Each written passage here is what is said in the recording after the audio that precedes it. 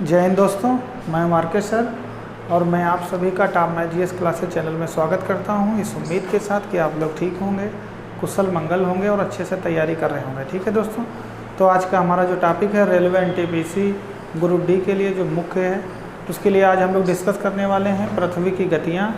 ठीक है दोस्तों, पृथ्वी की गतियों के बारे में आज हम लोग डिस्कस करने वाले हैं। तो पृथ्वी की गतियों के बारे में देखते हैं। देखिए दोस्तों, जो पृथ्वी की गतियाँ हैं, यानी जो पृथ्वी है वो सूर्य का ही चक्कर लगा रही है।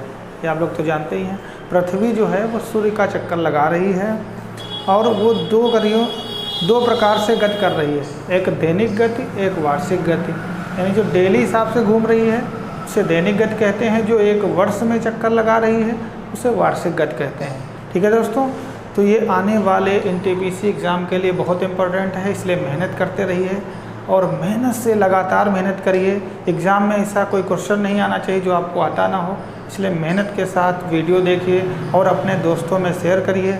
चैनल को अगर सब्सक्राइब नहीं किया तो चैनल को सब्सक्राइब करिए। ठीक है दोस्तों, आगे देखिए दैनिक गति।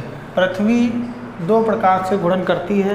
एग्ज़ाम में पूछा जाएगा पृथ्वी की गतियाँ कितने प्रकार की हैं, तो पृथ्वी जो है दो प्रकार से गतियाँ करती है, एक दैनिक गति या घूर्णन गति। दैनिक गति को घूर्णन गति भी कहते हैं, परिक्रमण गति को वार्षिक गति भी कहते हैं। देखिए दोस्तों, पृथ्वी 24 घंटे में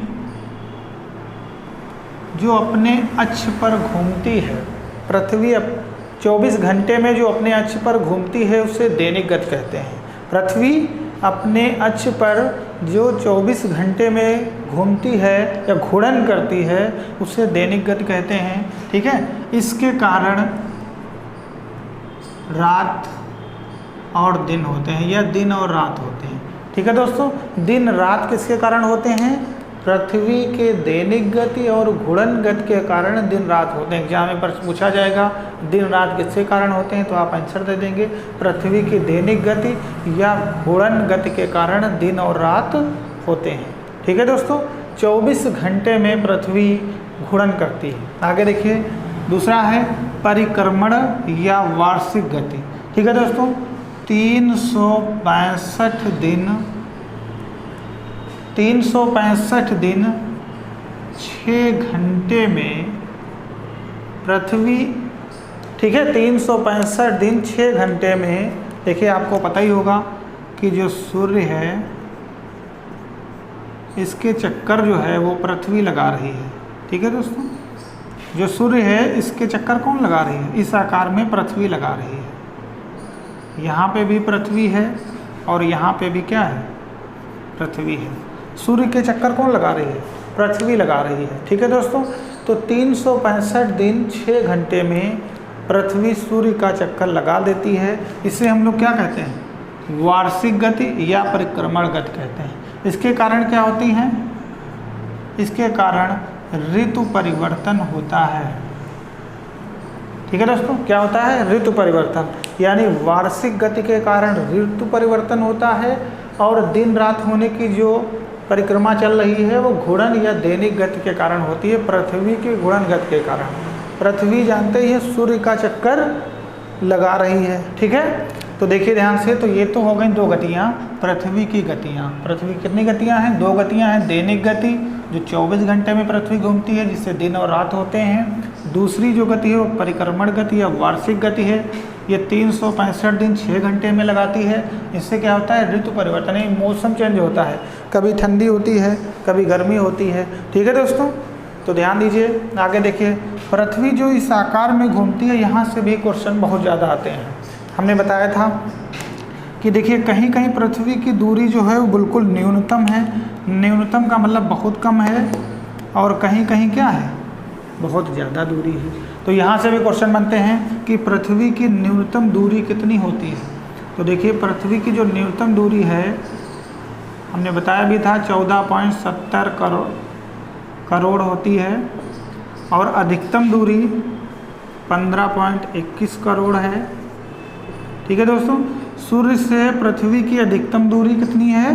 15.21 करोड़, ठीक है, किलोमीटर है, और यहाँ पृथ्वी की न्यूनतम दूरी सूर्य से 14.70 किलोमीटर है। इस घटना को एग्जाम में पूछा जाता है, इस घटना को किस नाम से जानते हैं? तो देखिए, सूर्य और पृथ्वी के बीच की दूरी को उपसौर के नाम से जानते हैं। उपसौर, उप माने कम, न्यूनतम, ठीक है, उपसौर के नाम से जानते हैं। यह घटना पूछ लेता है कब होती है, तो यह घटना 3 जनवरी को होती है।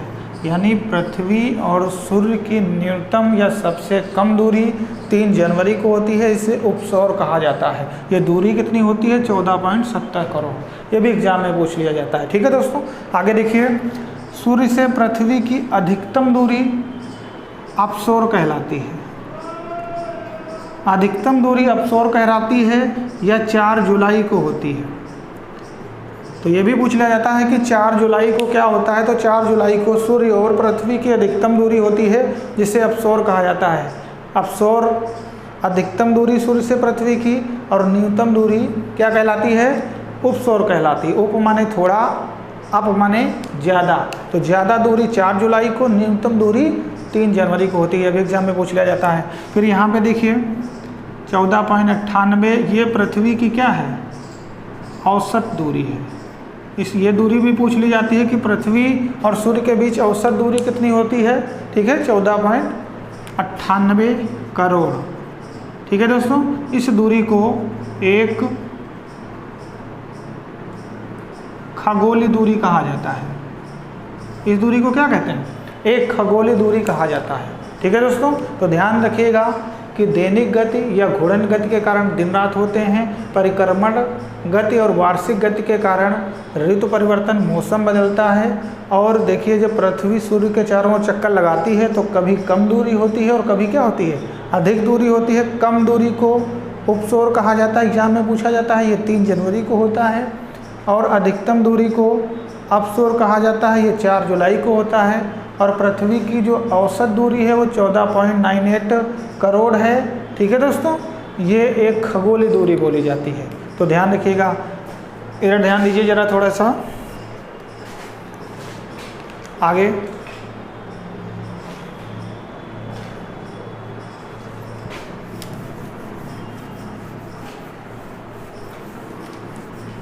पृथ्वी अपने अक्ष पर घूम रही है, ठीक है दोस्तों। पृथ्वी अपने अक्ष पर घूम रही है, तो ध्यान दीजिए, ये हमारा क्या है? ग्लोब है, यानी पृथ्वी है। ये जो हमारी एक रेखा है, ये 0 डिग्री रेखा है, जिसे हम भूमध्य रेखा बोलते हैं। इसे हम क्या बोलते हैं? भूमध्य रेखा बोलते हैं। इसके ऊपर थोड़ा सा अगर हम जाएंगे तो 23.5 डिग्री रेखा मिलेगी, इसे हम कर्क रेखा बोलते हैं, ठीक है दोस्तों। इसके नीचे जब हम आएंगे 23.5 डिग्री, तब हमको मकर रेखा मिलेगी। ध्यान दीजिए, ये हमारी पूरी पृथ्वी है, पूरी क्या है? पृथ्वी है। और यहाँ पे एक 0 डिग्री रेखा, इसको इक्वेटर इंग्लिश में बोलते हैं, ठीक है, भूमध्य रेखा है। इसके नीचे जो हाफ है, इसको हम लोग बोलते हैं दक्षिणी गोलार्ध, ठीक है दोस्तों। यहाँ से यहाँ तक जो भाग है, इसको हम लोग बोलेंगे दक्षिणी गोलार्ध। यहाँ से ऊपर तक जो जाएगा, इसको हम बोलेंगे उत्तरी गोलार्ध,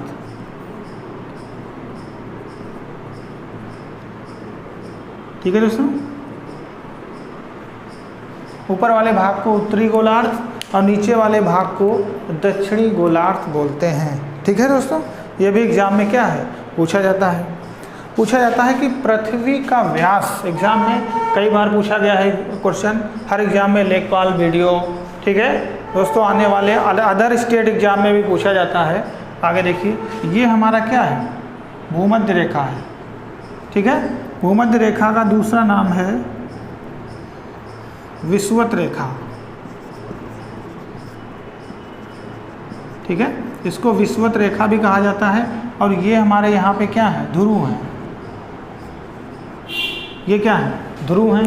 तो यहाँ से क्वेश्चन बहुत ज़्यादा आता है कि पृथ्वी का उत्तरी ध्रुवीय व्यास कितना है और विषुवतीय व्यास कितना है। अब ध्यान दीजिए, ये जो हमारा व्यास है, ये ऐसे देखो आएगा, और ये ऐसे आएगा, और इसको अगर ये लाइन खींच देंगे तो ये व्यास हमारा ऐसे बनेगा और ये ऐसे बनेगा। ठीक है दोस्तों, तो ध्यान दीजिए जो विषुवतीय व्यास है ये हमारा ज़्यादा है। ये पृथ्वी का जो विषुवतीय व्यास है ये 12,756 है और जो ध्रुवीय व्यास है ये 12,714। ठीक है, 12,714 है, यानी पृथ्वी का ध्रुवीय व्यास 12,714, कहीं 13 लिखा होता है लेकिन लगभग में 14 होता है। और विषुवतीय व्यास जो पृथ्वी का है 12,756 है। ये कई बार एग्जाम में आया है कि पृथ्वी का विषुवतीय व्यास कितना है, यानी ये व्यास कितना है, तो 12,756। और उत्तरी गोलार्ध में जो ध्रुवीय व्यास है वो कितना है, 12,714। तो इसको भी आप लोग ध्यान में रखिएगा। ठीक है दोस्तों, ये भी एग्जाम में आता है।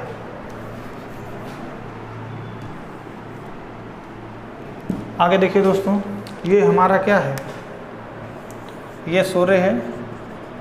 हम लोग पढ़ रहे हैं पृथ्वी की गतियाँ। पृथ्वी गति कर रही है जो सूर्य के चारों ओर चक्कर लगा रही है। ठीक है दोस्तों, तो ध्यान दीजिए, ये सूर्य के चारों ओर क्या है, पृथ्वी चक्कर लगा रही है। तो सूर्य की किरणें देखिए कभी जो है पड़ती हैं कहाँ, कर्क रेखा पे। तो सूर्य की किरणें जब कभी कर्क रेखा पर डायरेक्ट या लंबवत पड़ती हैं, ठीक है, तो जब डायरेक्ट इधर पड़ती हैं तो ये दिन होता है 21 जून। क्या होता है, 21 जून। तो पूछा जाता है कि सूर्य की किरणें जब कर्क रेखा पर पड़ती हैं तो कौन सा दिन होता है, 21 जून, जो उत्तरी गोलार्ध का सबसे बड़ा दिन होता है। उत्तरी गोलार्ध का सबसे बड़ा दिन। एग्जाम में भी पूछा जाता है कि उत्तरी गोलार्ध का सबसे बड़ा दिन कब होता है, तो 21 जून को होता है, जब सूर्य की किरणें कहाँ पड़ती हैं, कर्क रेखा पर। जब कर्क रेखा पर सूर्य की किरणें पड़ती हैं तो उत्तरी गोलार्ध में सबसे बड़ा दिन होता है, जिसे 21 जून कहा जाता है। ठीक है दोस्तों, देखिए इधर जब ये सूर्य पृथ्वी इसके चक्कर लगा रही है, जब इसकी किरणें यहाँ पे पड़ती हैं मकर रेखा पर, तो यहाँ पे होता है 22 दिसंबर। यहाँ पे होता है 22 दिसंबर। और दक्षिणी गोलार्ध का सबसे बड़ा दिन होता है 22 दिसंबर को, सबसे बड़ा दिन होता है। ठीक है दोस्तों, तो दक्षिणी गोलार्ध का सबसे बड़ा दिन होता है 22 दिसंबर और उत्तरी गोलार्ध का सबसे बड़ा दिन होता है 21 जून। ये भी एग्जाम में आता है। ठीक है, और जब सूर्य की किरणें डायरेक्ट पड़ती हैं विषुवत रेखा पर, कहाँ पड़ती हैं, विषुवत रेखा पर। ठीक है, तो ये होता है उत्तरी गोलार्ध में होता है 21 मार्च और दक्षिणी गोलार्ध में होता है 23 सितंबर। ठीक है दोस्तों,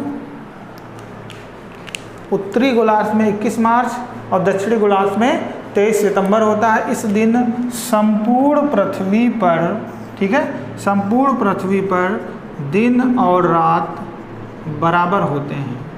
दिन और रात क्या होते हैं, बराबर होते हैं।